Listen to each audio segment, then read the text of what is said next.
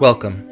You're listening to Living Faith Podcast. Starry skies, see your hand in time, in mine to lead me through the night.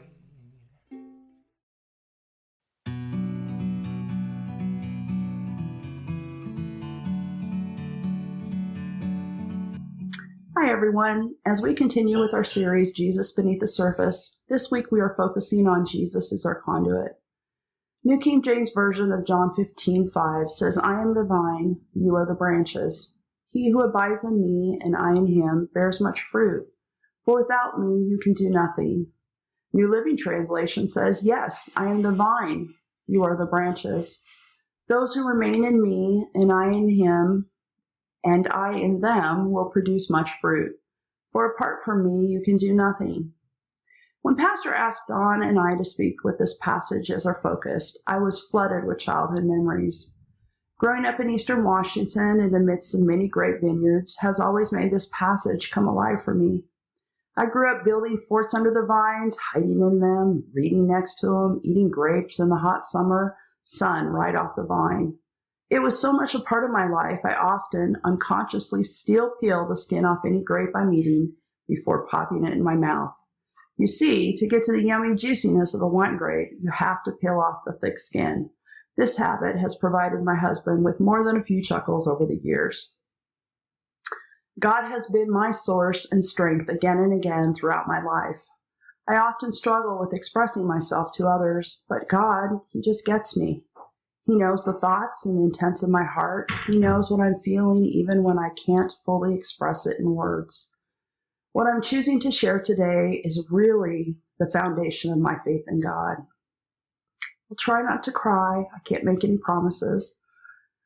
But I wasn't raised in this wonderful faith, but I had many family members around me who were faithful followers of God.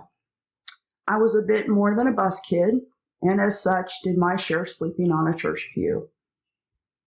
I was fortunate enough to have an event happen early in my life that truly showed me Jesus could be my source and strength through anything that could come and would come my way. This is something I can say now with ease, but it was a journey, and it was a process to get here.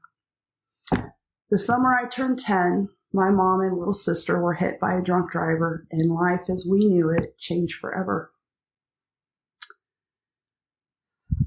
Thankfully, my sister was okay, but my mom had serious neck injuries that eventually required her to have a new experimental surgery. I literally had to grow up overnight. I had to learn to grocery shop, pay bills, do the family laundry, cook, clean. I had my first experience with being pickpocketed at the store. It was a pretty emotional and upheaval time in my life. I had to learn how to call a taxi in the middle of the night to take us to the hospital so my mom could get shots to keep her neck from snapping because the muscle spasms were just that bad. A few months following the car accident, I noticed my mom was getting facts mixed up and kind of, acting strange. In my, 10-year-old brain, she was acting strange. We chalked it up to all the medication she was taking. Unfortunately, that proved to be an incorrect conclusion. Eventually, my mom was diagnosed with a mental illness that would further throw our family into chaos. When my mom finally went into surgery, my sister and I stayed with an aunt and uncle and became part of the church kids for a short time. It was during this time I felt God reaching out to me for the very first time. I didn't understand what I was feeling, but my aunt figured it out pretty quickly. It's a service I have never forgotten. I can tell you who was speaking, and I can tell you the title of the message. I don't remember the message, but I do remember that feeling I felt that night. I was baptized a few months later and became involved in church as much as possible. God continued to deal with me, and many other curveballs came our way before I finally surrendered to God a few months after my 13th birthday. By this time, my mom had been diagnosed. We had survived a lot of chaos and upheaval, and we were living a new normal. But as anyone who is familiar with mental illness knows, things are never really normal.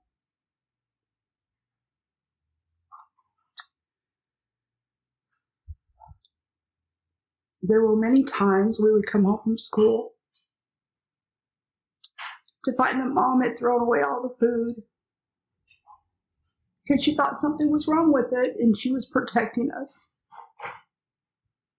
There were nights she paced our little apartment all night, keeping watch because of the imaginary things only she could see. When I was 16 years old, she accidentally overdosed on pain medication, just trying to get rid of a migraine. She didn't realize she had taken the whole bottle. She just wanted the pain to stop. God was my refuge and absolute strength through all of it. He alone knew how terrified and scared I often was on the inside.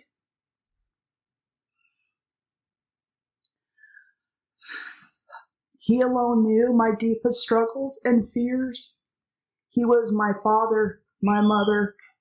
I learned to depend on him for literally everything. The King James Version of Psalm 91, 1-2 says, "He that dwelleth in the secret place of the Most High shall abide under the shadow of the Almighty. I will say of the Lord, He is my refuge and my fortress. My God, in Him will I trust." New Living Translation says, "Those who live in the shelter of the Most High will find rest in the shadow of the Almighty. He alone is my refuge, my place of safety. He is my God, and I trust Him." Psalm 91 became my mantra as a young teenager. I don't share these things with you, so you'll feel sorry for me. I share them because it was absolutely foundational. It was what has made my faith rock solid. God is my source. Without Him, I'm nothing. I can do all things through Him, and He is ever faithful. In my lifetime, God has clothed me. He has fed me. He has been my refuge, my champion, my vital source. He has provided things that I didn't even know I needed. I'm not perfect, and I have not always done as God has led, but I can honestly say I never doubt His love and ability to care for me. He has proved Himself again and again. As a child, I also distinctly remember the taste of the fruit when there was a problem with its connection to its life source. You may not notice that the branch has changed, that it's a bit dry, the fruit a little less plump. But if you eat enough grapes right off the vine, you will notice the difference in the taste of the fruit. It's just kind of gross. In this time of trouble, it is important to remember to stay connected to Jesus, our vital source and strength, so that the fruit we bear is the best it can be. Let God use you in this time to reach out and help others. You may be the only version of God they have in their life. They need God, and they don't know it. Please take time to be prayerful. Spend extra time with your family. Spend extra time in prayer, and allow God to lead and direct you. We are praying for you guys, and we can't wait to see you again. God bless you.